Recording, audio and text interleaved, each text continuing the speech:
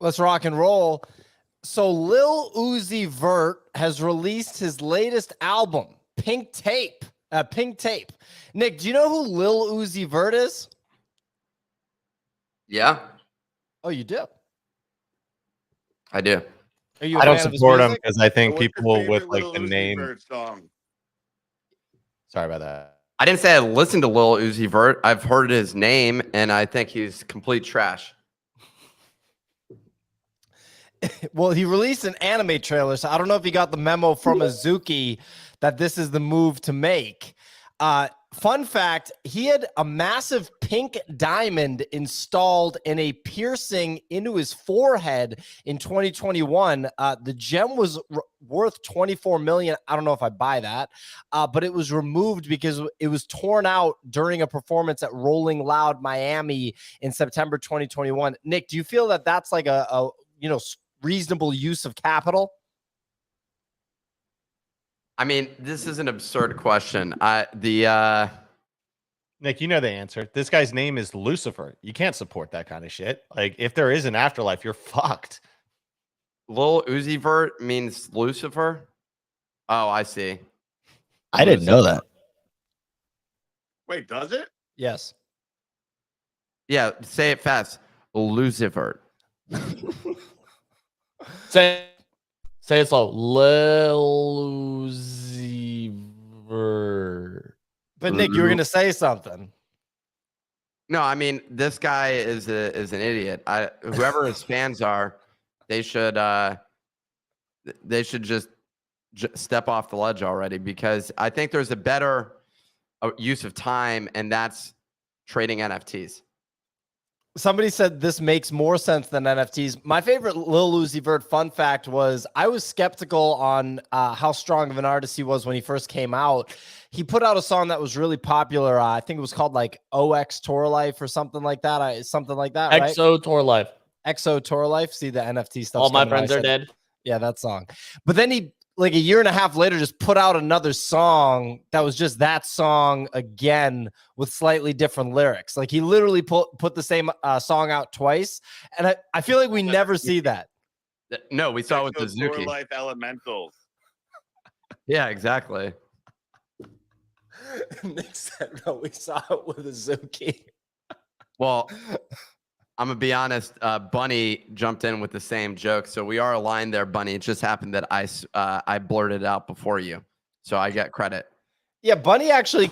I think we have to put guardrails on. Bunny's just not allowed to contribute to this segment because he's not on camera, and he's over here stepping on our toes. Bunny. So actually, real quick, Bunny, why don't we have you on camera? Well, I'm watching two children right now.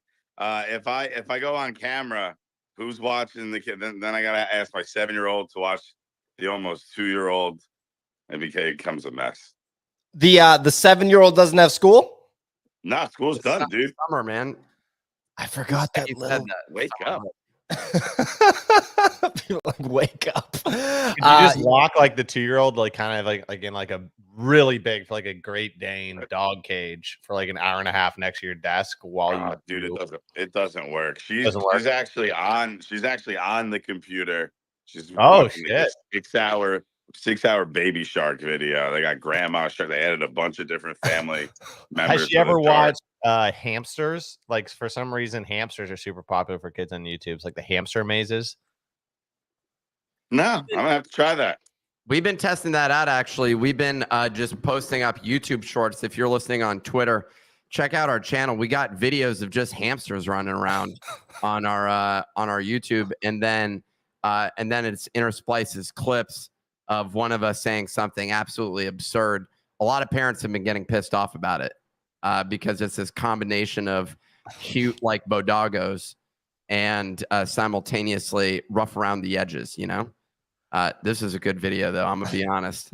What we have on screen right now is a hamster that was in a car that was being pulled through a house.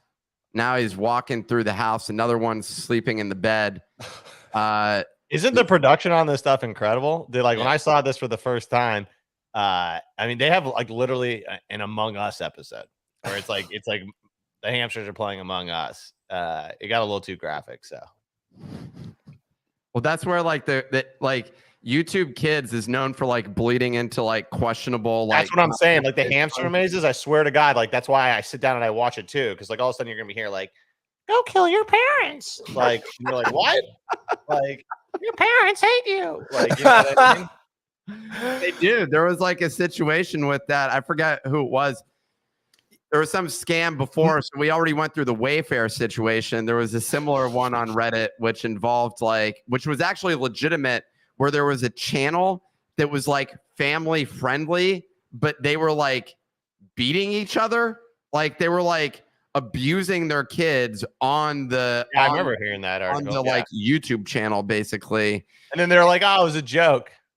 Yeah, it was like a quote prank channel, but it wasn't really like it wasn't really. Watch me beat the shit out of my 12-year-old, but don't worry, it's just a prank. Pushed him down the stairs. Just kidding. Got him. And like, my kid go choose which stick he wants to be beaten with. Exactly. Yeah, that's a fun game. That's just old school sick. That just used to happen. Just old school. I've heard that story about my grandparents so many times. My dad used to tell me that story, and the teachers used to do it to them as well in school. They'd be like, "Go choose the stick that you want to get beaten with." And there's that's a great, so fucked up. yeah, no, this is true. I don't know who it is, like Chappelle or Eddie Murphy, and there's a whole psychology between like you can't make the stick too short because otherwise the teacher knows, and then they'll just go get a bigger stick, or you know, and the stick and the type of wood. There's like a whole psychology to it that our generations obviously don't understand. We are protected. Yeah, we're soft. What the hell is the, Yeah, I don't want to. We don't need that. On I don't want to screen. watch the Was weird audio, channel. but that's It was not supposed to be. Sure, Clemente. Clemente's a sicko. Bunny has his hand raised. Then I do want to ask Clemente how he thinks that Lil Uzi Vert segment went. He's like, yeah, I want to get the boomer take from Nick on the Lil Uzi Vert video. I don't know if we set it up the way that we wanted to. But Well, Bunny, you got your hand raised. What's going on? What he wanted. Just to stick with the YouTube thing, did anybody see this Colleen Ballinger? She was Miranda Sings. She got like accused of grooming kids, right? And she'd been silent. And finally she posted her like response to the allegations. Yeah, she's just playing a ukulele. It's like an hour-long apology, just strumming it with a ukulele the whole time, just like, and I'm sorry. It's insane. I to don't know respond what I to- did, but I'm sorry. Is she's being funny, right? No. Oh, No, it's no. an official apology A and mental. just shredding the ukulele during it for like a good 20 minutes. It's a really definitely like a long side video. effect. Dude. Yeah. That's like a side effect of MK Ultra. That's what that sounds like to me. You know what I mean? Like I just play a ukulele for an hour when I apologize to people. I don't even think there's medicine for that. Like I don't think there's enough you know, like chloroft. What's the Claritin? Chlorophyll? Sure. I don't know. Go with Whatever. The bottom line is, look, I understand. Claritin? Like sometimes when you get caught doing something where you're even shocked of your own behavior, I think that's where she probably was. You immediately try to defend it, you know. So she's trying to defend it, and she's in some weird justification thing. I've never heard of this woman. So she's Miranda Sings. She's one of the biggest, I think, YouTubers in the world. I mean, she plays a character. It's kind of With random. the that- lipstick, yeah. you get a bunch of lipstick on and does weird jokes. No lipstick here, just a ukulele and a really, really weird look at the camera. And I'm sorry. I didn't mean to do what I did. I know it was fucked up, but I can't do anything about it now. I'm sorry. What Basically, we're- One of the I'm not gonna one lie. of the lyrics was, "I'm not a groomer. I'm just a loser." What the fuck is Hey, wrong I'll with tell you? you this: if Zagabond played that instead of doing his Discord AMA yesterday, the floor price probably would have gone up. We're also with frozen kicks and real kicks. You know, the level of consistency, at least he's not loading. I like frozen kicks better. I think I'm just going to rock with him. Joke. Hold on. Like literally he said the joke. He's like, I'll tell you one thing. Delivers the joke, and then it's like, Like he's slapping his own knee. yeah, he like laughs towards the camera, so he's not even in front of the mic. I thought it was funny, Clemente. I actually did enjoy it. Like if he actually had played that, you had a little moment right there where you were building your own show last night by streaming the Zagabond. Yeah, You know, I'm a little bit. I've had a good week, guys. I had some wins in the NFT trading. Ever since I sold the Pinto Bean, life has been actually pretty good for me. It kind made of like some money sets on- you off. You know what I mean? Got you going. like crazy. I got closure. Ever since I have a BoDoggo PFP, I hosted a viral Twitter space, is what some people were calling it, where I basically played Zagabond's AMA into my Roadcaster and then started a Twitter space. It was quite the Genius, hit. dude. That's Gabriel actually a genius Layden was idea. listening to it for about 45 seconds before leaving. Yeah, I mean, it was kind of a smash hit. And it was Bunny, you were in there for a little while, and Dude, yeah, it people were was, talking about it for days, like still talking about it. They're like that Yeah. Clemente guy, he just gets it. Yeah, everyone. I've been getting text messages. I got some mail in the post saying this Clemente guy, he's great. There was 2 stamps on it. It was impressive. People were excited, man. yeah, Bunny. I might be starting my own show. Basically just listening to your Twitter space, playing it into my Roadcaster, and then adding commentary into it. I heard that's what's going to be happening next, so just be on the lookout for that. You got some competition now coming, buddy. That's so genius. I mean, that was a strong move from Clemente. Clemente, did the segment that you wanted me to lead with today, did it shape up the way that you wanted it to, or did we underwhelm? No, it was good. It was good. The only problem, like Nick says to warn him, Nick, I send you like 5 Slack messages a day and I just never get a response. I don't know. I don't know what to do. I gotta say, Nick's been pretty good about responding to my text messages for once. It's like a very nice change of pace. I really feel like we're synchronized here. It's actually great. I even posted a tweet about this Nick guy, and people were really excited to hear about him. I'm a big fan of Nick as of late. He's been doing well. So he went from ignoring me to ignoring you, which I'll take any day. Well, I'll now take that that too, I'm actually. building, now that the product is relevant to you in your mind, suddenly me doing my job and working each day is impressive to you. But just so you know, that's been going on for a while now. For 2 years. The other thing that's been going on for 2 years is Nick basically saying that he needed to get Slack in order to be productive, or not be productive, but in order to actually have a reasonable communication platform, which is obviously true. Slack's a fantastic platform, and I'm incredibly glad that we got it. But he doesn't answer Slack messages. So I quickly... you answer the engineering Slack messages that pertain to the engineering right now. He's an 80s baby. You got to hit him with the cell phone. That's what he says. I'm like, dude, I sent you a Slack message. He's like, dude, you could have just texted me. Most reliable Just person text over him, the dude. phone. Most Nick, reliable serious person. question. What was your MySpace song? I didn't have a MySpace song because rather than customizing MySpace, I went and built my own social network. So You're one of those guys. and actually before MySpace had music, the fact that you said that they had a song, I had music on my site before they had that. So I was like, what if you took MySpace, integrated it with music, and the company was called Fruzik, which was a combination of the words friends and music, where friends and music come together. Did you pay a naming agency for that one? No, I came up with myself, but it's a memorable one. And I'm actually pretty good with names. But so I ended up Nick. Good name. so I ended up with building that out, and then Facebook came out, and I realized that Facebook had absolutely dominated like the interface that they had built, because one of the things that that was challenging at that point, which turned out not being an important feature, but that was bringing down Friendster at that point in time, was they had this thing that showed how many degrees you're separated from somebody. And you can actually see that on LinkedIn as well. But it's really difficult to like actually code that degrees of separation between people. So I spent way too much time focused on that component, and it was a little challenging. I'll answer my own question. My song on MySpace was Stacy's Mom by Fountain of Wayne. Really good song, absolute classic. I bet Kix had a good song too. Yeah, I'd have to literally think about that for a little bit. I'm not sure which one I did, but I do remember, man, just it was real tough sorting your top 8, you know. Social medias these days, they don't make you do those hard kind of decisions. You know, that was. If there's a song in that time period, easy, I'm going to go with Better Than Ezra, Good. Oh, that's Good a good song. Good song. Yeah. Okay, Pio, what was your song? I bet it was some like Jay-Z first album, third song down.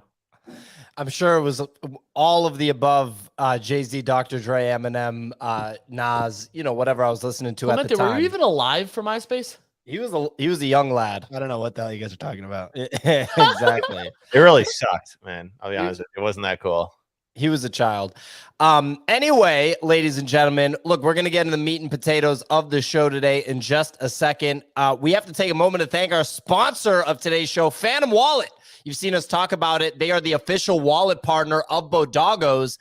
They are the leading wallet on Solana, but they're bringing the millions of users that they gathered on Solana and the superior user experience that they developed, along with their NFT features, to Ethereum and Polygon. So you can use Phantom with Ethereum and Polygon right now, and you can actually view your NFTs across all three networks and manage them in one convenient location. So you don't have to switch wallets. Everyone knows how annoying it is to switch wallets, and you actually get those great features that Phantom has that Phantom's competitors certainly do not have with your Ethereum NFTs. That includes actually viewing the NFTs in the wallet, and soon you'll be able to actually list them right in the wallet. So that's a very cool feature that I've used several times on the Solana side, and I'm super excited for it to come to the Ethereum side. Phantom's browser extension and apps on iOS and Android are literally world-class, so you'll be able to access the wallet from anywhere, and you can search and pin your NFTs while you hide spam and keep your collection organized.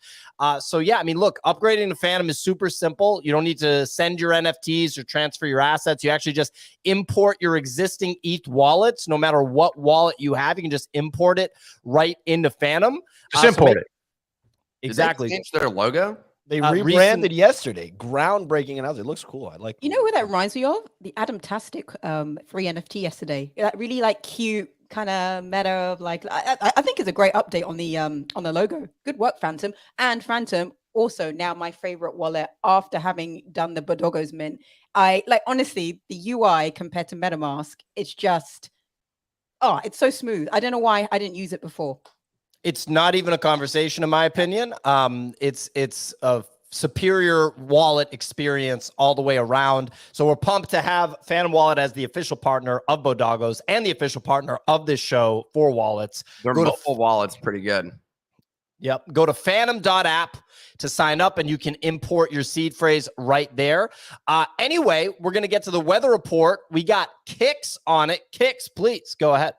Awesome. Honestly, think about this. Think about if Phantom and Magic Eden. Here goes the weather report. Friday, 30th of June. Total volume coming in $50 million. Blur 27.5. OpenSea 6.1. Looking over at the leaders, we got 8's 36.2. Mutant 7.3. Punks dropping a little bit, 45.5. DGods 9.3. Azuki 8.5. Captains 6.7. Should have sold at 10 easy. Pudgies 4.2. Over the past 24 hours, Heavy Metal Forge went live yesterday.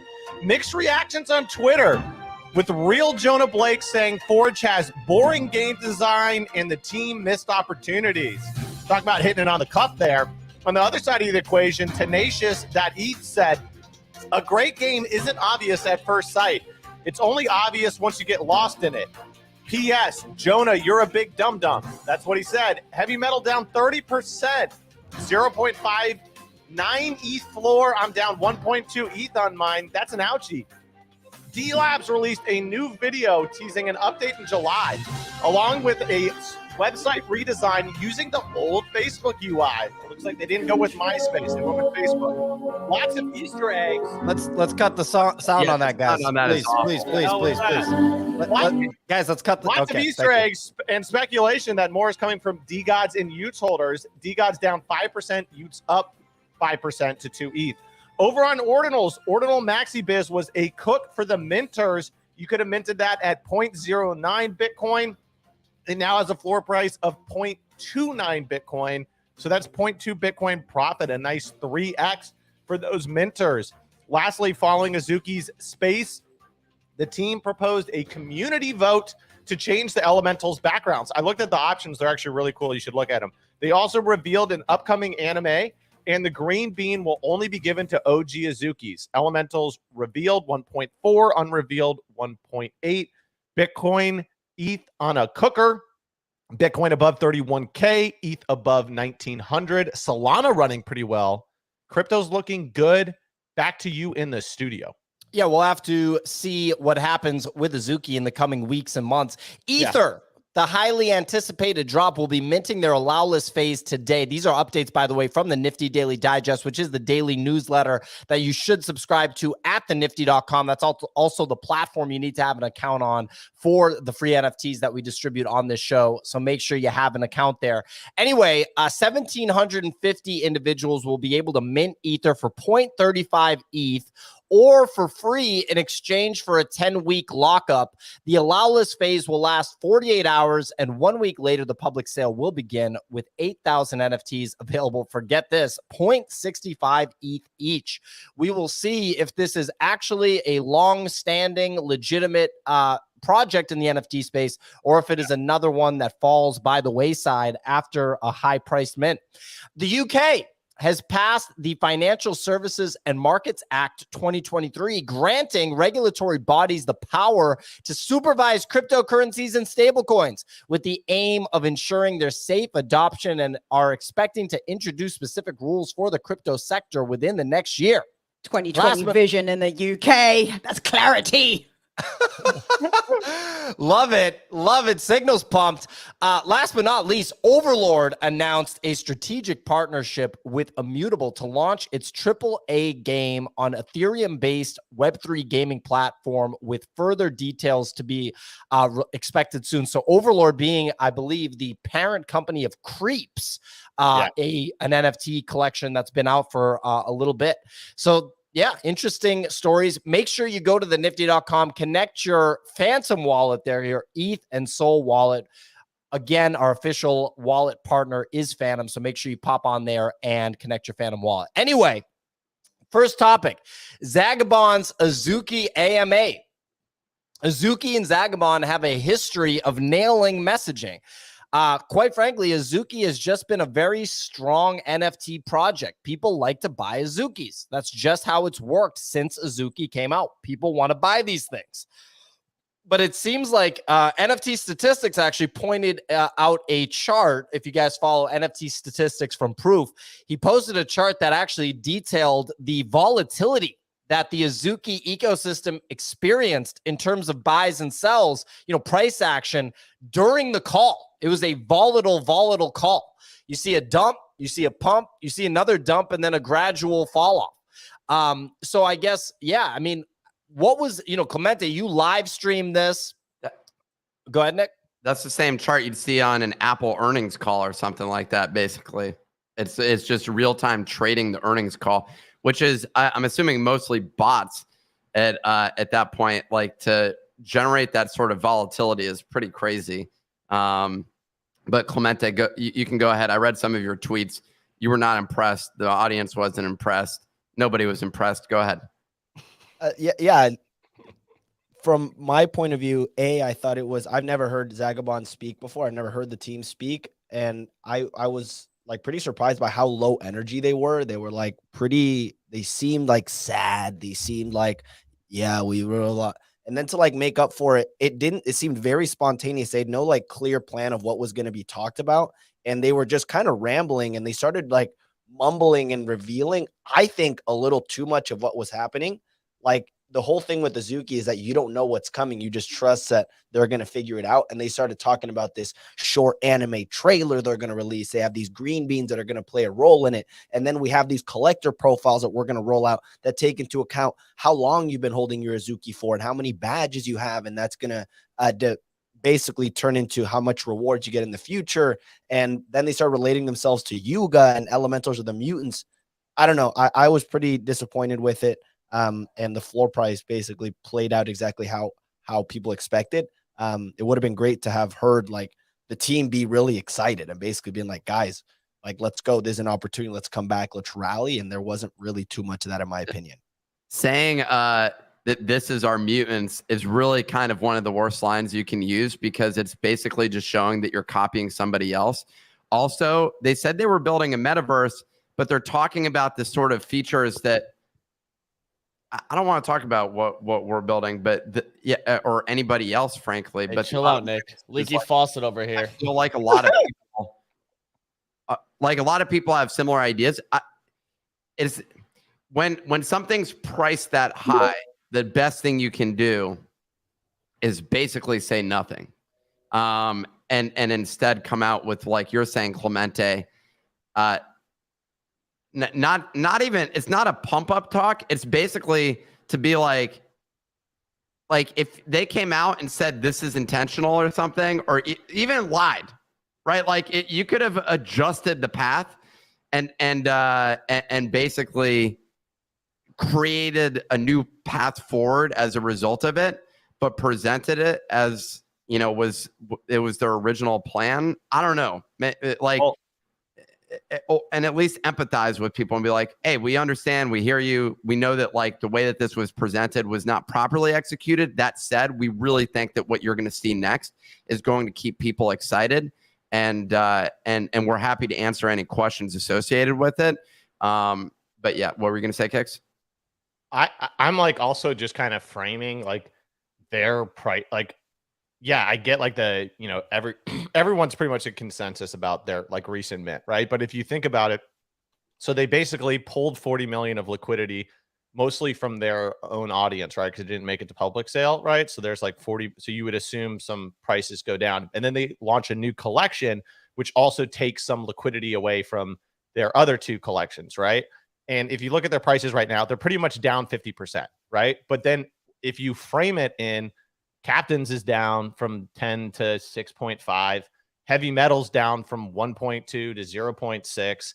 Vessels are down from 0.3 to 0.15. Like there's also just a general pretty heavy bleed in the market. My point being is that I think that even if they had executed the mint better and it was a more positive reaction, you still have the reality of 40 million in liquidity pulled from their holders, a new collection pulling liquidity from the other two collections, and an overall super soft market. So like, it's not like everything, we're in a bull and everything else is booming and they're down 50%, right? Like a lot of other things are down 50%, and they also had a big liquidity event. So yeah, I mean, look, well put by everyone, I think, thus far discussing it. I think that this is an opportunity, and we'll move on from this pretty quick because obviously the Azuki story is still unwinding, and Clemente let me know we have a lot of stuff to cover today.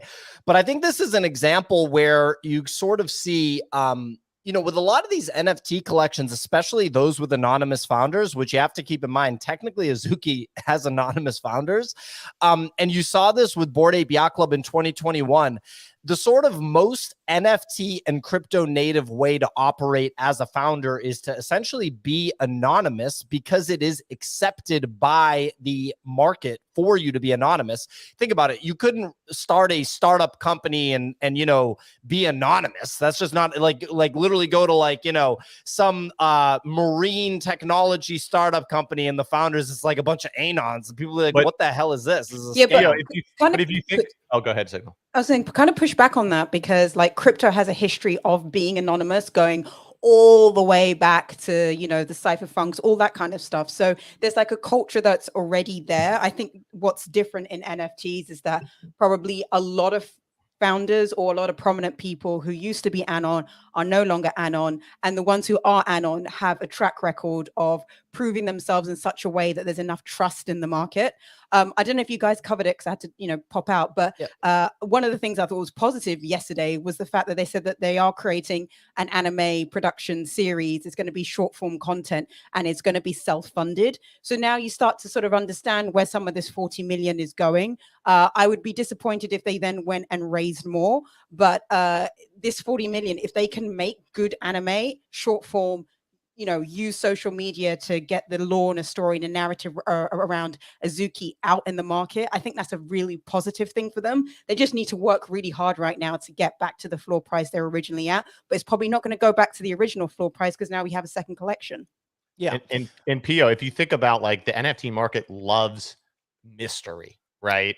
And that's why I think, because do you remember Goblin's run?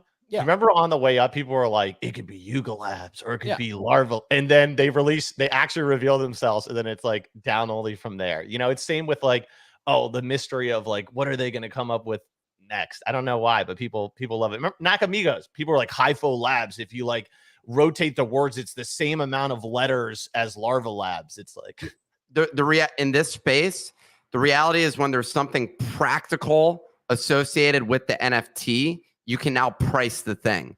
And someone was giving, I saw some of the Solana commentary because I'm now following a lot of Solana people thanks to BoDoggos. And I see people talking about various projects. And one of those projects that gets brought up is the Heist, for example. And they're like, oh, well, the Heist, there's like a pricing built in where you earn certain rewards. And there's like, essentially there's yield out of these assets. Once there's yield out of something, you can price that thing basically. So now you're stuck to that. Like, there's more to it than just yield, though. It's because the token has a liquidity pool that there's like not just yield out of something, because like there is still speculative assets that return stuff. Like I think with DeGods, Dust, Utes, etc., they have that yield. It is priced. The team did not create the liquidity pool, so it's entirely user generated or created. So therefore, there's much more potential upside and theoretical value, which has definitely helped DeGods because of the mystery and like the speculation of what's next and how these things are going to be used in a wider ecosystem. Highest liquidity pool created by the team. I love the game. I love the team. Huge fan of them.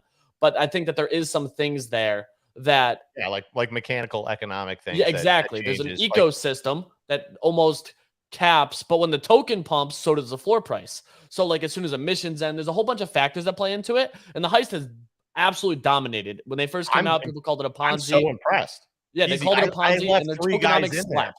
You guys, gentlemen, and time speaking at the same time. Well, Easy got me in.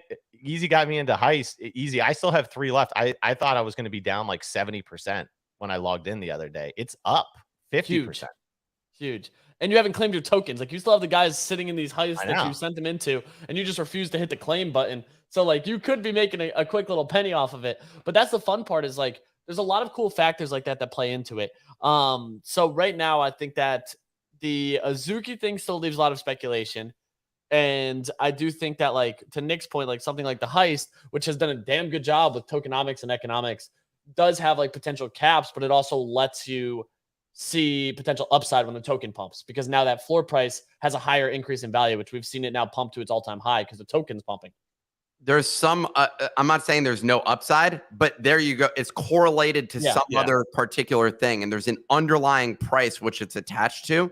In some ways, there's value to actually having that. And then in other ways, there's not value. In the case of Azuki, explaining what you're about to do is the only basis that somebody has to go on. Whereas the anticipation of something which is undefined is actually like has higher expected value, basically. So just as someone who's buying that thing and saying, hey, they have $40 million. Here's what they're like. I remember with Meebits, half that game was literally the speculation around Meebits being a metaverse that was going to be built when it just fucking wasn't. Like there was no plan to do any of those things associated with Meebits. And you found out because you actually met the founders of Meebits in real life at an event in New York, directly asked them, and they were basically like, no, we're not doing that. They didn't say no, but they said if you want to refer to things. So they gave like a non-answer answer, which was basically like, I would look towards the things we've done in the past as a reference point. AKA, like, we're not building we made one profile picture collection and now we made a second one. Yeah. So, I mean, they honestly made out the best. Yeah. Literally anybody in this space, they crushed it basically because there's no obligations. They have no future obligations. They made it as an art project, as a PFP, two art projects, another PFP to get even more cash. So they got like $40+ million or maybe $60 million. It was an and then they sold. Yeah, and then they sold it for another acquisition price of CryptoPunks and Meebits. So they ended up pulling out, who knows, something like $80+ million out of this, like out of those projects. That's a pretty good situation. I'm not saying they don't deserve it, but like that's the best. They have no obligations basically. So like that's as good as you can get. Oh no, when you hit this space clean in 2021, the guys that really hit it, like the guys that launched Party Degenerates, Like the people that really hit it and don't get like chastised to this day, those people like really, really hit it big.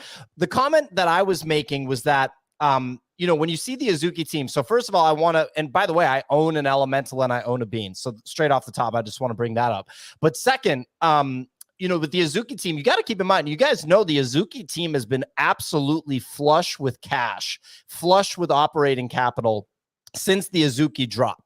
Like, I have to think that there was never any issue with money there, no matter how irresponsible they could have possibly been with funds. And I haven't gotten the indication that they have been, but I'm saying money has never been a problem in the history of Azuki ever, because they made so much money. They hit it nice. They really hit it nice. They knew what they were doing when it came to like extraction of capital.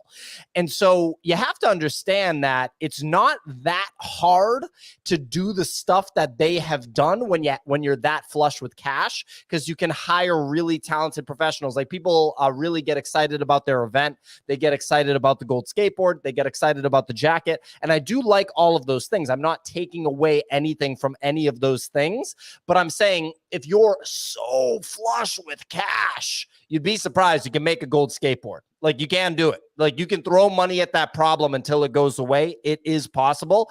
The more cash you have, the more room for error in terms of your own competency you can have. And what I was going to say is that the thing that they've been doing is they've been operating with mystique, which you brought up mystery. You know, I like to call it mystique in the NFT space. Bored Ape Yacht Club had mystique for the first 6 months. I remember my buddy Trevor going to me. He's like, the way they're executing is so strong. They've got to be big time Silicon Valley guys. You know what I mean? They've got to be this person, that person. That mystique in the NFT space leads to like price action that's so hard to reproduce. And then Clemente listens to the call last night and he goes, I'm surprised they were so low energy. Guys, these are human beings. There's just some people that are from LA. You know what I mean? There's just a few dudes in LA that put out some JPEGs, and maybe they're not like that good at presenting themselves, right? The way they've presented themselves is on Twitter. They're just some dudes versus like they actually have experience. I'm just saying they're human beings from LA. They're not a cartoon character from an anime. Like that's not like, these are humans. And by the way, the way they've communicated is on Discord, through Discord messages, and on Twitter through written tweets. So much of this space is through writing. We've never heard a word from the team that built Nakamigos. We've never heard a word from Satoshi. All of the communication from people like that has been through either written memes on Twitter and Discord, or literally a meme, like an image. Like, that's what you've seen from these people. So then when you hear them in a long form, you know, basically earnings call, it's very easy to be unimpressed because the mystique gets removed. It's just a person. It's just a person from LA. And if that person happens to be not elite when it comes to presenting themselves, that's going to like compound the impact. And so you look at a guy like Frank, for example, right? I like to use him as an example, or maybe even Ray Chan, 9gag CEO. They present themselves very, very well. But the beauty of it is they can refrain from presenting themselves too much. It's okay for them to not be on interviews every day, obviously. And then they can post an occasional Discord message, a tweet, and everybody's like, oh, they're cooking. Yo, let them cook. Let them cook. And then when they have an announcement or something and they're really good at presenting themselves, they can pop onto a show, or they can host their own show, or they can do something where that's when they actually present themselves on camera, right? So you can't discount the level of impact that mystique actually has in this space. And then if you force people to remove that mystique, like the Azuki team was forced to remove the mystique last night because they had to do that call. They had to address the audience. It's really, really easy for that to not go well if they don't present themselves like that, because the way they present themselves is on written communication, on Discord, on Twitter, with like one sentence when it's like, check your wallets. It's like, so the summary is mystique. Yeah. Mystique. Have mystique. Excellent. Dude, are you dissing what I just said? That's about to be clipped and get more views than any of your clips, buddy boy. Anyway, moving on, we got D Labs announcing a delay and revamping their website. They released a new video about their journey so far with the background of Okay, Clemente, thanks for mentioning the song. "Creep" by Radiohead was the song that it was scored with. They also Facebook template. There's a what? Sorry, go ahead. I mean, I'll keep reading. I was just caught off guard, but it's like with the background track of "Creep" by Radiohead. Thank you for letting me know the soundtrack of the video, Clemente. They also changed their website entirely, presenting their version of their roadmap in a reminiscent UI similar to the early stages of Facebook. So right here, you see Frank and the gang leaning into nostalgia, which nostalgia is super duper important in the collectible space. And we are all here because of digital collectibles. The one thing unifying everybody in the NFT space besides crypto is digital collectibles. So I think that's a strong move right there. And it shows an understanding from Frank. Many are also speculating that Utes may be coming to Bitcoin for Bitcoin DeGods. And Utes actually sold off on the news, or excuse me, DeGod sold off on the news at 9.2 ETH, down 7%. Utes holding at 2 ETH with not a ton of volume, just 3 sales since the video announcement at the time that this was prepared. Nick, it sounded like you wanted to get something in. I mean, the main thing from they made a simple site essentially when it came to there's a Facebook template you can grab that does that. I mean, it looks nice though, but yeah, I don't know. They do a lot of announcements basically. All right, that's Nick's comment. Easy, any thoughts on what's coming next for DeGods, D-Labs, and Utes? I like the website personally. I think it was just something nice, a nod to what they've been doing with a lot of like this throwback styling to stuff. The delay was kind of being teased for a while. This has always been how DeGods have rolled it out. They had an IRL bonfire on the beach event last night. They do a bunch of IRL stuff as of late. And D-Labs even changed their bio to the Friendship Company, I believe is what they called it, which is leaning into community. Exactly, leaning heavily into community. And if you actually look at the website, there's a ton of Easter eggs on it about like what's to come, where it's going. It's like Utes on the move again. There's a few other things too. Like if you click the make a post type here thing, it schedules a tweet to post for you. That's like a good way to get viral loops on it. They continue to emphasize that they're going to be giving out free stuff, and they reference Mr. Beast on how he became successful on YouTube. And then they also like lean into the FUD. Like Bozo, we waited a whole year for a new logo. They're basically saying that like they give a lot of information without showing the full hand, which to Nick's point is announcements of announcements and lets people speculate. But basically in this market right now, you want people to be talking about it, whatever it is. So I think that's the thing that we're starting to see more and more of. And where I think that they're doing a decent job. Like they have like that blur-like logo, time to finish what we started with Utes. They make some nods to some known members of their community, like Forrest. What about this? And it's a dust logo, like just playing into the meme side of things. You open up like that chat and it's like running late. ETA is now July. I hope people don't spam me with delay memes. So they're just having fun on it with it all and really just like embracing the FUD, which I think is a good move on their part. It's like they basically front run it and then just give people something to keep them occupied for an extended period of time. You have people inspect element everything and look for unique divs on the website. And someone even wrote a full thread on that. So there's always a bunch of like subtleties that they try to include for sure. So did they so the expectation was it was going to happen in June basically? They had said Q2 multiple times, like over and over, and then it wasn't Q2. So now he's like, it'll happen in July. I mean, I feel like that's not like the world's worst delay, but yeah, I can definitely see that. People missing deadlines is one of like maybe the only project that can just consistently miss delays or deadlines, and it's part of the culture. The lore, yeah. That's as good as it gets. I'm gonna be honest. If you can get to that point, I'm fucking jealous, dude. Like you had some people sell. There were some DeGod holders who openly voiced frustration and sold into the announcement. It's why we saw that floor kind of take a negative price hit. And those people were certainly some more outspoken. It's always interesting though, because you have people who are definitely like, I would say over leveraged that then liquidate into it. And that's kind of like what happens. So I don't think it's a bad thing. It's not surprising. I had even said early on, like what happens if they delay? And it's just kind of part of what happens with DeGods. There's nothing wrong with it. And a lot of people in the chat are asking about why Bitcoin and Ethereum are like giga dumping right now. All the coins just took a big dump, and it's because the SEC came out and said that they are that the spot Bitcoin filings are inadequate. So the SEC trying to put up a fight against Old Fidelity and BlackRock. I love this. I'm a big fan of this this little war between Gary Gensler. I mean, this guy Gary Gensler is hilarious. So I like it. I like the juice that we get to talk about with the SEC, Gary Gensler versus crypto. I'm into it. I want it to keep going. I love Gary Gensler just trying to take a stand against the future of technology and finance. Keep on trying, buddy. I'm sure it's going to work out well for you long term, and you're not going to look like a bozo. I'm sure.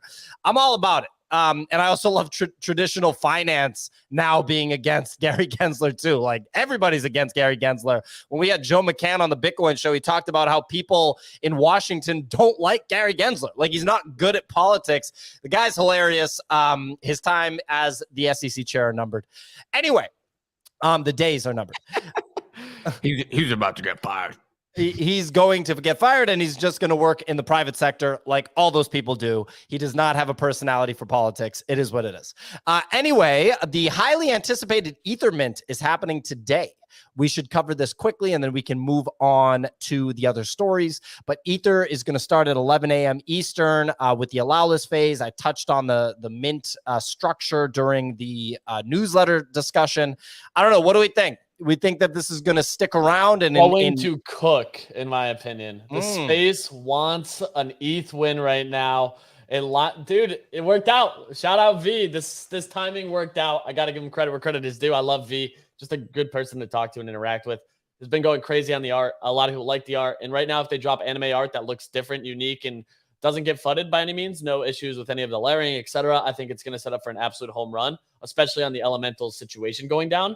The other thing that I'm most interested in is today leading up to, because today's only whitelist mint, and there's two options for whitelist. You can lock it up for 10 weeks or get it immediately for 0.35. So I think there may be an inherent supply squeeze that could see anything under like the 0.65 public mint price, get some volume and some legs until public mint. And that's where I'm looking at this for sure. I don't have a allow list, but I do want to potentially trade it. I'm also torn on like buying a heavy metal here and playing the game. I'm hearing a lot of back and forth on that, but we can dive into that a little bit later. The Ether side of things, though, the contract was made by Saigar, really well-known dev on the Twitter side of things, who publicly analyzes contracts in real time and posts threads about them. And he outlined exactly what's going on with this contract. There's no minting from contract at all. So you have to mint from the website because it requires a signature on the back end as well. So eliminating basically people botting from contract. And then the other nice thing about this is he outlined exactly how the lockup works. It's all smart contract code, and then outlined the max mint supply for public, which is 3 per. So I do think it sells out. I think it does fairly well. And I'm kind of just excited to see what's next. Some people think a 2x from public, or what are you? So that would put us at 1.3 ETH. Would it shock me if we saw 1.2, 1.1? Like people taking profit, especially in this market, who just took some losses on some of the other key things going down. Would not be surprising. If it's under 1 ETH, it's going to be really interesting for me, especially in the short term. The big thing I want to see, though, is the art. Like if they do a pre-reveal versus reveal situation, there's a lot of factors like that I think will play into it. If they go pre-revealed, I think it could run all the way up until there's like a reveal announcement. Gotcha. I'm just not a fan of allow lists being like 50% lower than like the public mint. I get why people do it, but it just feels, remember way back in the day when they had like bonding curves? It was just the dumbest thing ever. It was like a dumbass bought hash masks on a bonding curve instead of Bored Apes. That was like one of my first entries. I'm still holding them in some wallet. I don't even know where the hell the thing is. I refuse to look at them. I'm pissed off about it. I bought a few NFTs on bonding curves. That was like such a standard thing back in the day. And there was also this artist I had on, and I'm blanking on the name of the project, but like some of them were sold for like $500,000. They were these items that were sold on a bonding curve, and they were for ludicrous amounts of money that they ended up going for. I'm going to have to do the research before I provide commentary on it, but that's the bottom line. It's the most Ponzi scheme pricing method ever. I think the thing about the Ether mint, aside from the tokenomics, which the mintonomics, which Easy's just spoken through, is that, did you see Beanie's tweet? I thought it was interesting that once one of the few tweets that he has done has been about Pixel Vault, and then the next tweet that he does do is about Ether. But he's very balanced in his tweet, saying, you know, he says, do you really think that this is actually going to mint out at 2.5x? And can the bear market actually sustain this kind of demand? I do think this one definitely does well. Been speaking to people where you can just see there is enough hype behind it. And also, I think the one thing about this whole Azuki situation is just, I just think it leaves open for another anime PFP. You've got 0N1, obviously, so Only Force, who are still cooking in the background. I think they're maybe like 1.5, 1.4 still, which is still hell of above where they were this time last year. And it just seems like there's an open field. So if Ether comes in and is like either 1, 2, or 3, at the moment, I can totally see that happening. And you've got a 10-week period for this to play out, because the lockup period is 10 weeks. So there's going to be a lot of different price action between now and the end of summer. I feel like Beanie's break is done. And I feel like that's like such a great indicator for where we're at in the cycle, because he's just been around the block so long. He took his break, right? His public facing break. And now he's contributing. And I'll follow the tweets. We'll see. Can I share a little bit of a spicy take with you guys as far as Ether goes? Bring on that spice. I was looking at their website yesterday, and they shared what they plan on doing with the mint funds, and 70% will be going to the treasury, 20% will be going to the team. What I thought was a little weird is that 10% is going to charity. Nothing against charity, but like mint funds are supposed to fund what your V donates a lot of money. Like, that's the thing too, is him and Sneaky are very close friends, and both of them have been like heavy donors from the crypto side of things over the last couple of years since they've been in NFTs, using like the Giving Block, I believe, is the platform. I've actually talked to both of them about it, and they're like, yeah, dude, don't donate over 5K in one transaction or you're just like smoked. I'm like, okay, thanks. So like, they're hyper aware of how much they can, what they can and can't do. And like, they both have done very well in the space up to date. So everything that's funded this has been out of V's pocket, including that $340,000-$400,000 trailer, which is like, that's not a small amount of money. You know what I mean? So like, seeing this isn't too surprising to see them also be donating some capital, just as like just so you know, we're doing this. I don't think that they expect any positive or negative result from it. They just are like, if we have this opportunity to raise this level of capital, we want to give something back. I'm with Clemente on this, though. It's like, you know what I mean? Like, hey, if you want to donate to charity out of your 20%, you know, whatever the team cream off the top, by all means, you know, take it. But like, you know, I'm a big fan of donating to charity, but yeah, exactly. Just like, you know, let people donate to charity themselves, or you donate to charity yourselves.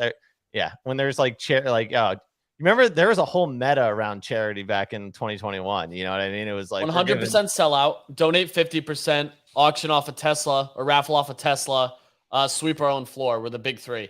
And their charity was also known as buying my mama a house. Look, I don't think there's anything wrong with charity here, because like, look what Apple do. Like, a small percentage of most Apple products, a small percentage of a lot of companies' products donate to charity. And then as an example, Apple have, I think it's the Red product. You had the Red mobile phone, and a big chunk of the revenues also went to charity. The only problem I have with charity is when the funds are being contributed to a philanthropic company that the owner is somehow involved in. I find that a little bit weird, and we've seen that in the space before.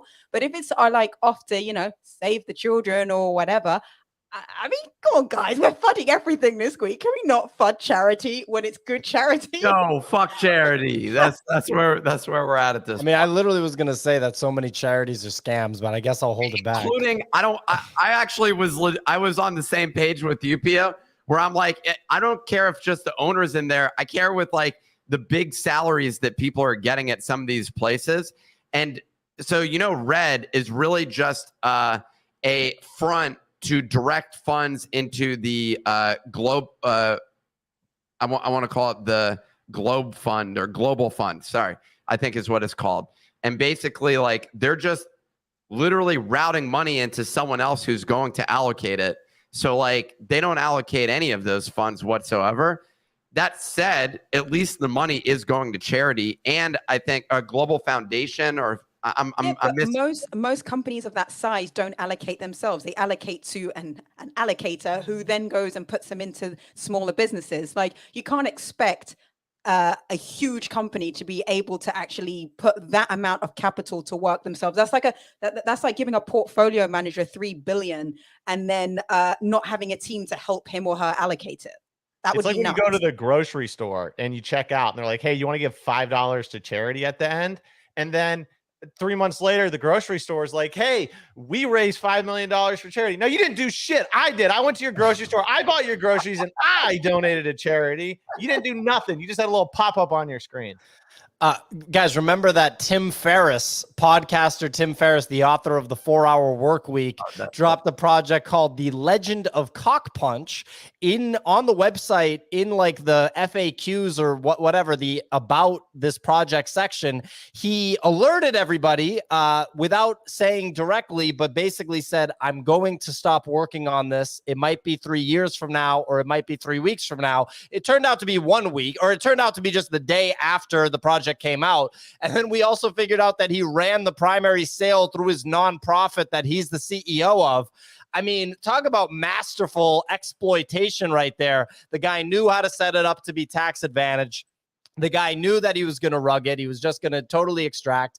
And he ends up getting to pay himself through the nonprofit. It's actually a pretty beautiful system. I like it. That nonprofit gets to run for a few more years because of Cock Punch. That was a big movement. Down at 0.16, I don't remember what the primary sale was on Cock Punch or what the all-time high was, but I want to say it was over 1 ETH at one point. Anyway, before we wrap here, just want to take another minute. We got a little bit more to discuss, but then just want to take another minute to thank the sponsor of today's show, our official wallet partner, Phantom Wallet. And when it comes to managing your ETH crypto assets, security has to be your number one priority, obviously. And that's why Phantom offers cutting-edge security features to keep your assets safe. When some of the most notable people in the NFT space and Web3 professionals just keep getting hacked, Phantom set out to create a better solution and actually improve on the security issues that have plagued the space thus far. So the browser extension and the mobile apps offer a transaction simulator. That's right, a simulator prior to completing the transaction to protect you and your assets from phishing attacks. And I don't look, no other wallet can actually state that they do that. Let's just be real, right? So Phantom also supports Ledger Mobile, ensuring your assets are kept secure with hardware wallets, which you definitely want to do if you have high value assets in your wallet. So the user interface, I mean, I've gone on and on about the user interface. It's way smoother. It keeps you informed. It keeps you in control. And with Phantom support for multiple Ethereum and Solana seed phrases, you can import and manage all your wallets in one place. You don't have to send your NFTs or transfer assets between wallets. You don't have to switch your wallets between all the different ones for BoDoggos. You can seamlessly manage everything in one location without leaving the app. So if you're ready to upgrade your wallet security, then go download Phantom by visiting the link in the pinned tweet and fund your ETH wallet for the ultimate NFT experience. That's phantom.app. Clemente's got the tweet pinned to the top. So look, last story for us to discuss. We got this heavy metal situation. I've seen a Jonah, gaming expert Jonah, talk quite a bit about heavy metal.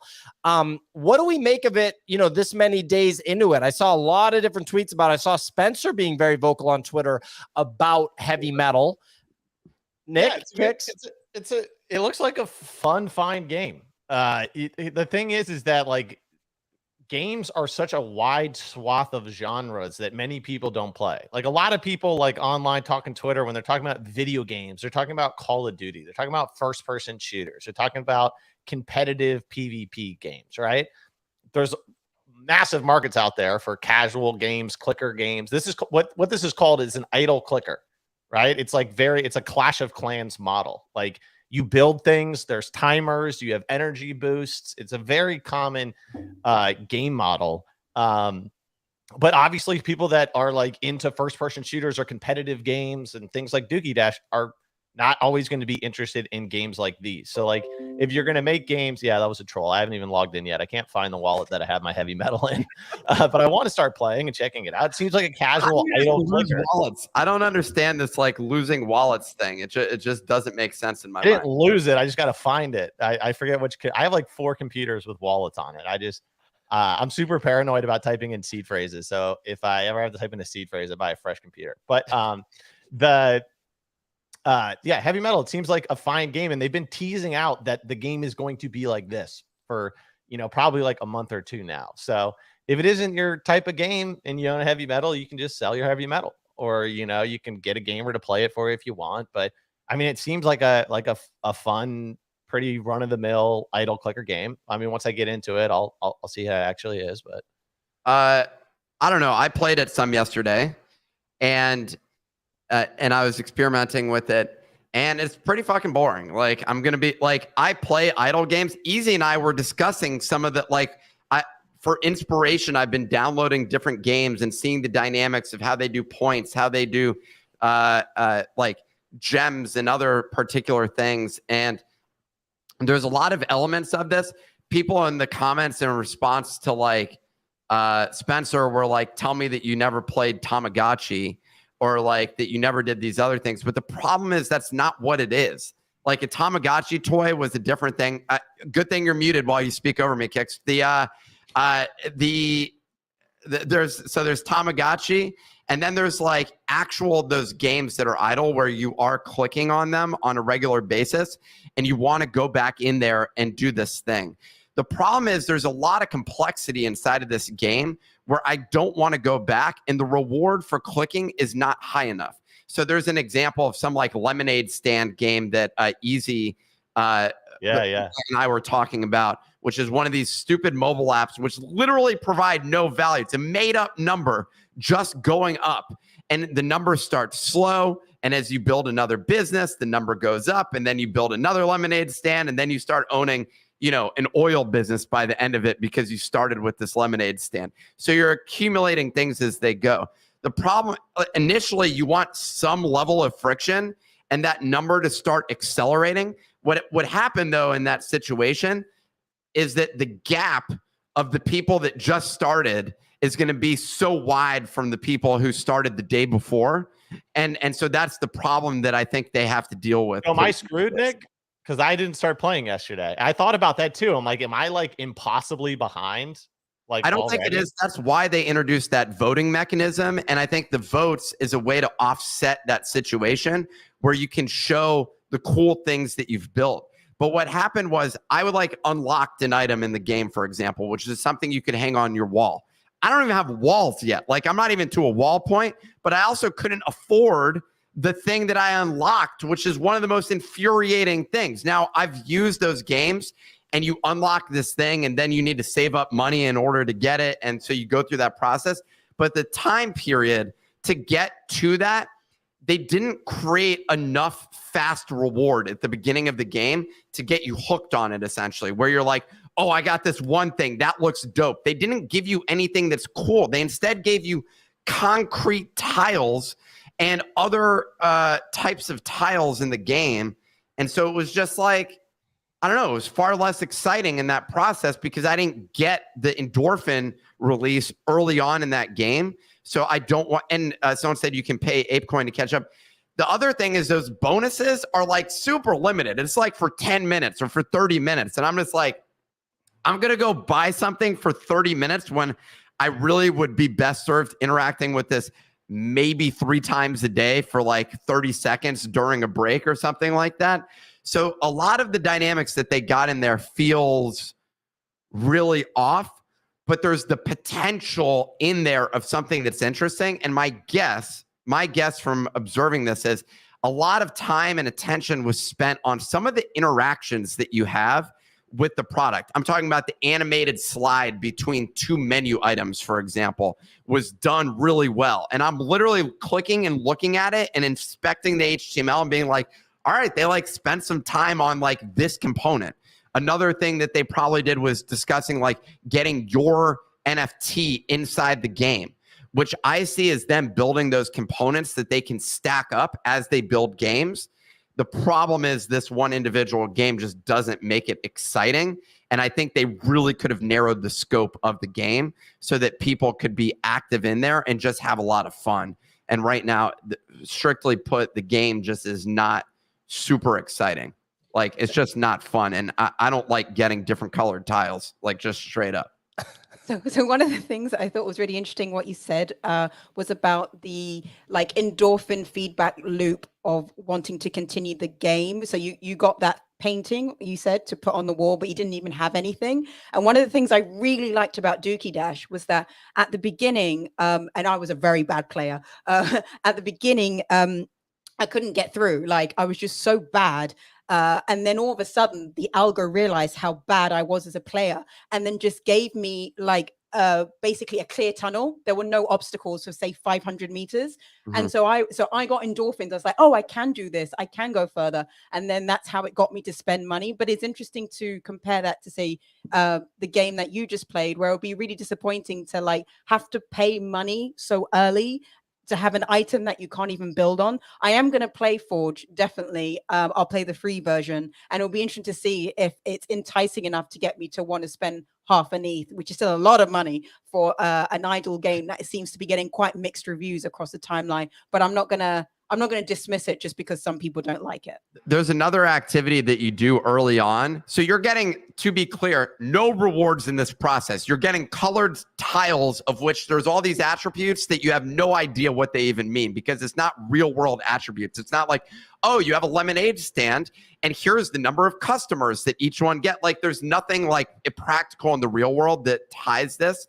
So you have to be in some dude, this is one of the worst things. What are you talking about practical in the real world, dude? What do you buy in Candy Crush that's practical to the real world? Candy. There's a corollary behind that, okay? So you're playing with candy. You know what that word means.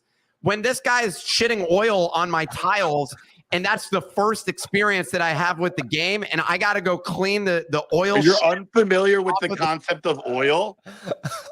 That has a real world corollary. But I'm telling you, a game where I'm cleaning oil shit off the tiles is not a great starting point. Whereas with a lemonade stand, I at least got a lemonade stand out of it. But it's like, I'm collecting tiles. That's like basically, here's a bottle of cleaner. Go wash the floor, bitch. That game is telling me, and I'm not. Nick's acting like he was drinking lemonade from his digital lemonade stand, just kicking. Meanwhile, the Bored Ape Yacht Club people are trying to get Nick to clean up fossil fuel waste off the ground with a digital robot and wait for it for like 7 minutes. I saw one of the funniest ones. Sounds like the nerd table in high school, cave guy said. Test Tube Ted also said, Test Tube Ted said, we need an incredibly violent BoDoggo shooter. Like just this horrendously violent video game where Buddy's just stabbing people with a knife. Wolfenstein back in the day. Wolfenstein. Sorry. Yeah. Look, Wolfenstein was never mind. My mom's last name is Steen. So let me tell you, it was, and I think technically the correct way would be Steen, but everyone said it's Stein, Wolfenstein. But with having, they threw some swastikas in there. They got, Bored Ape took inspiration from that basically and was like, oh, we're going to do that sort of like Nazi inspiration. But no, that was the big controversy. So where he's talking about violent, it was violent. And you had not swastikas in there, it was sure to go viral. Basically, people were like so offended by that game. Anyways, what were you gonna say, Pia? I was gonna say that that's what Bored Ape Yacht Club should have done for this one. No, I'm just kidding. Bunny, you had your hand raised, and you obviously weighed in with a little bit of intensity when Nick was questioning how viable this game was. I want to mention I saw Spencer tweet a screenshot that said, "In what universe do I want to wait 7 minutes to mop this floor," or something like that, because there's like literally a timer that's like, you got 7 minutes to go, buddy. It's so spot on. The quote is, can someone please explain to me? Here's the thing, cleaning, there's not one part of cleaning that takes 7 minutes. Like I like Nick's like acting like that's like the main facet of the game. Like it's one of the actions that happens like it takes like 2 seconds to click on a puddle of oil. It's one of the first clean it up. But Bunny, what are all let's list all the actions that you get at the beginning. You get to buy a tile that you drop on the ground and woohoo, it's a different color. And then the second action you get to do is clean oil shit off of those tiles. Have you ever played Animal Crossing, like, or Farmville? Like, what do you think that you're doing in those games? That's like, I don't know. You're go getting next world. You're getting cute, lovable animals. It'll at least that Yeah, you. and there's a fucking cow in the heavy metal game. You get a cow, you can put right on your. But I didn't get the Right cow on your at the floor. beginning. Instead, Well, I got because you tiles. played for 2 minutes. That's because you obviously played for 2 minutes. That's the whole problem that I'm saying. First of all, you came up with this insane theory that makes no sense. That like, if you play for 1 day, no one could possibly catch up. When anybody with $10 worth of no, that was you.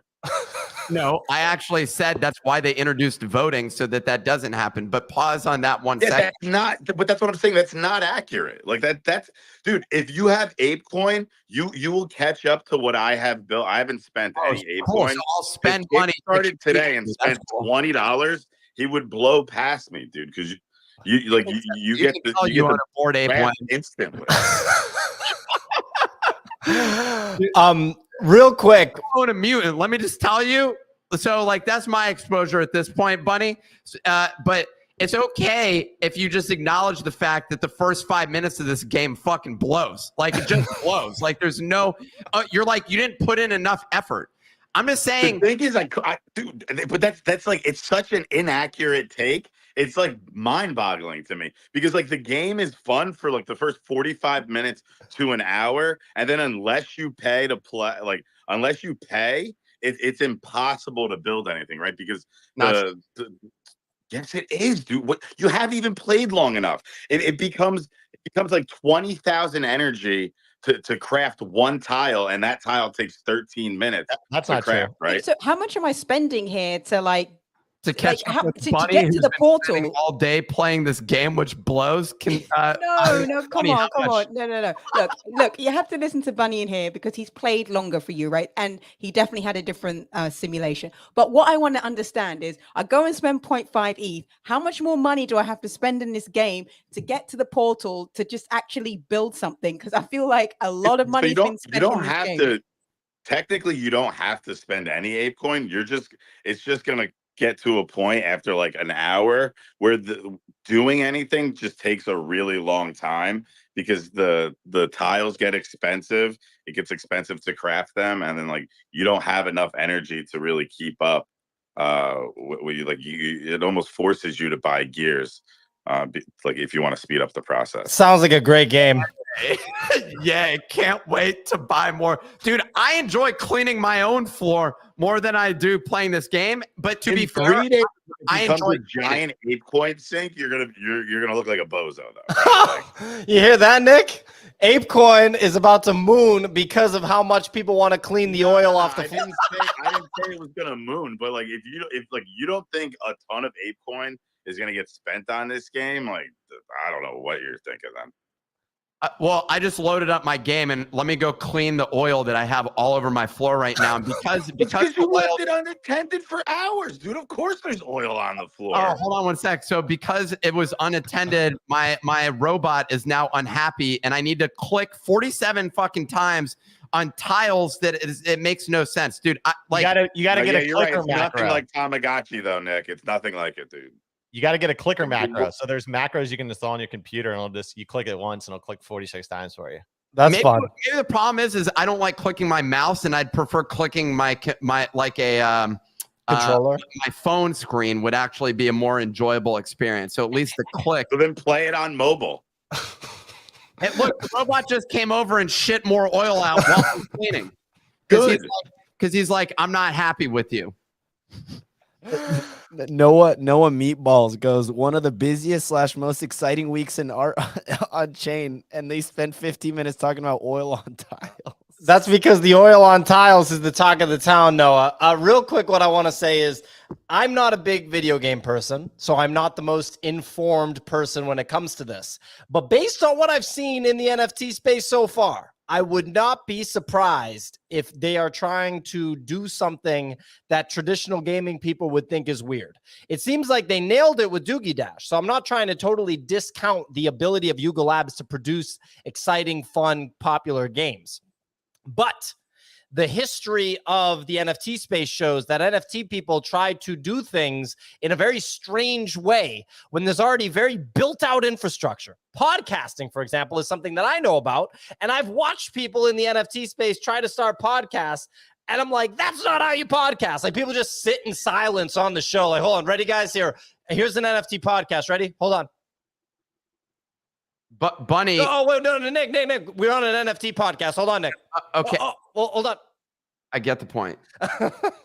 and I just witnessed people try to reinvent, or they just go like, yo, like, pass me the blunt through Twitter Spaces, yo, like, it's a smoke sesh. And it's like, dude, there's no podcast like that. All I gotta say is I'm loaded into heavy metal right now. Love the music. I got a beautiful little green lands. My guy's floating on top. I'm gonna click around a little bit. Okay, I just got something nice. So, okay, for the first time, I just got in there. Bunny, I got something nice. Here's what we're gonna do. You and I are gonna live stream it on Twitch, and we're going to. And I just paid 5,000 of this energy to place something. What should I do first? Should I sit on my upgrade portal? Discuss this not on this show. I got a nice white and pink scheme going, right? Like, I got this. I got a real nice thing. I got my computer. I set up a computer next to the portal, so it kind of looks like the computer controls the portal, even though it doesn't, right? Like, at all. I'm trying to put servers on the other side, but they're like 90,000 energy, and I don't even know how you get that. That's a lot of energy, Bunny. I feel you on that. A lot of energy. Quick question: should I sit on my base for the 7 minutes here?